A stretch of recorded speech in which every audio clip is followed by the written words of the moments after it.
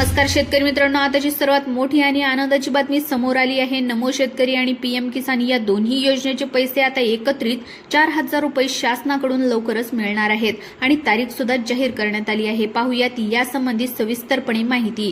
तर शेतकरी मित्रांनो, पंतप्रधान किसान सन्मान निधी योजनेच्या लाभार्थी शेतकऱ्यांना 20व्या हप्त्याची प्रतीक्षा आहे की पीएम किसान योजनेच्या 20व्या हप्त्याचे 2,000 रुपये कधीपर्यंत मिळणार आहेत। या लाभार्थी शेतकऱ्यांचे लक्ष आता लागलेलं आहे, कारण की पीएम किसान सन्मान निधी योजनेच्या लाभार्थी शेतकऱ्यांना एका वर्षामध्ये 6,000 रुपये तसेच 3 समान हप्त्यामध्ये दिले जातात। म्हणजेच प्रत्येक 3 महिन्याला 2,000 रुपये हे देण्यात येत असतात। पीएम किसान सन्मान निधी योजनेच्या 2 हप्त्यामध्ये साधारणपणे 4 महिन्याचं अंतर ठेवलं जातं।